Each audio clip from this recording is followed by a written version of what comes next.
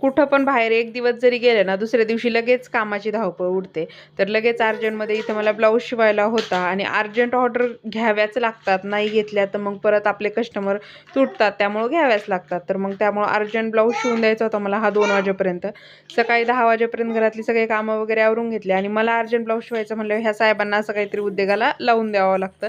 पण खूप सगळे दोरे नासले होते त्याच्या नादात. त्यानंतर हा एक ब्लाऊज मी अर्जंट होता तो शिवून घेतला.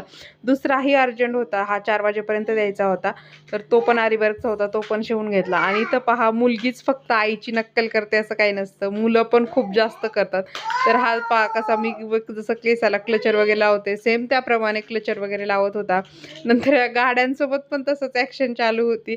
तर किती पटकन मुलं मोठे होतात ना, हे तर कळत पण नाही. संध्याकाळी जेवण वगैरे झालं, यांनी असा सगळा पसारा घेऊन आम्हाला किचनमध्ये त्यांनी आणून दिलं. परत माझ्याकडून टॉवेल घेऊन आला, फरची पुसायला जेवण वगैरे केल्यानंतर. मी मग म्हटलं आता राहिलं काम झाडू पण तूच मारून घे. तर तो झाडू पण मारायला लागला होता. म्हणजे किती पटकन मुलं मोठं होतात ना, आपल्यालाच कळत नाही की कधी हे मोठे झाले, म्हणजे असं नाही का. त्यानंतर मग त्याच्या बाबांनी त्याला एक काम सांगितलं की हे दरवाजा लावून घे. त्याला ओढता येत नव्हतं, तरी पण त्यांनी बळबळ ओढलं. तर चला बाय मग.